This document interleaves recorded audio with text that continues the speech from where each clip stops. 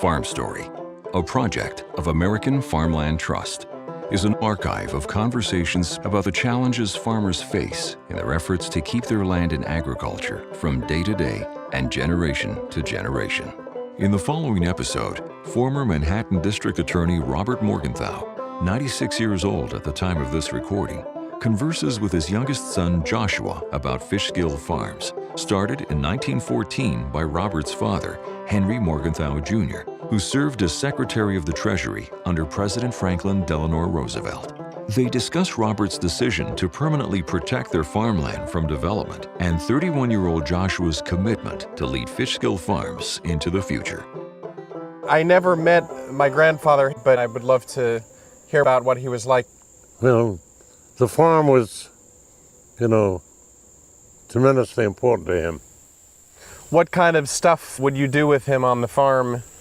Well, I'd do whatever he was doing. I'd go out and prune. I learned how to graft. They didn't have such modern equipment then.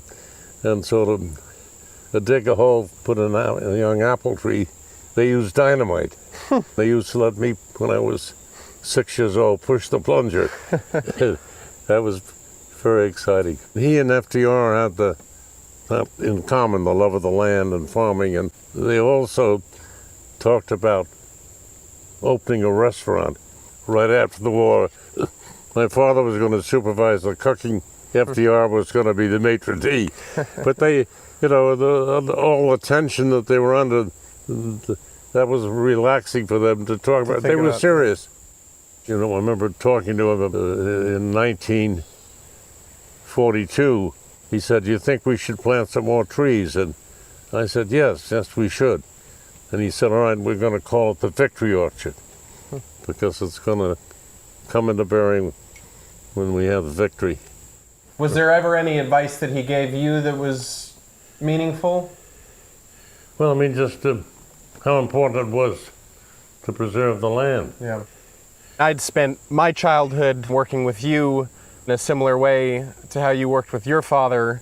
After I got out of college, I moved back to the farm to make paintings of the landscape, but the temptation to do something with the land was pretty great. And I stopped painting, and before I knew it, was working for the farm and then running it. I'm glad that we didn't listen to everyone's advice when they told us don't do this, because in the end, we've made it It's worked out, but it wouldn't have worked out if you hadn't really put your back into it. 45. Hey, you got a fresh shot to that back corner that's going?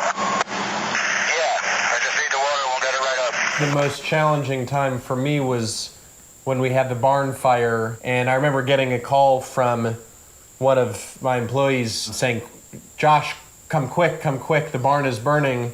And I jumped in the car and drove up to the barn, and at that point the fire had already caught some of the propane tanks that we used for the forklift. It was just scary to watch the whole thing explode. When I called you, I was really frightened. I thought you were going to say, well, we might as well just throw in the towel. Was there ever a point you had a lot of doubt and didn't know whether you could keep it going? Yeah, well, I guess it was around 15 years ago when I had made plans to sell off 30 lots, and I'd gotten preliminary approval. That was kind of the low point. And then somebody told me about Hudson Highland Trust, and I talked to the director there, and I went ahead and sold the development rights. That really saved the farm, and also carried out a long-time wish of your grandfather.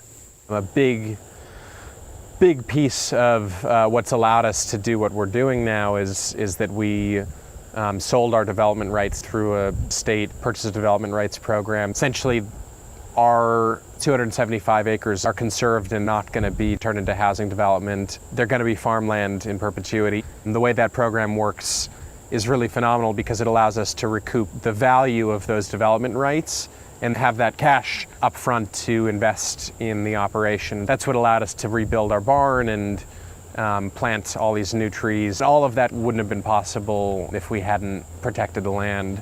Yeah, because once a farm has lost a development, you can't put it back. I'm wondering what your father would have thought, and what was the decision like for you to protect the farm? It was extremely important to him to keep it in farmland. I've tried my best to do that, and I'm so pleased that you're willing to carry on that tradition.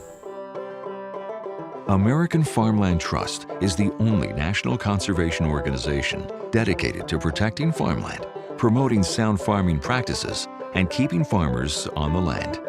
Since 1980, American Farmland Trust has helped to permanently protect more than 5 million acres of farm and ranch land.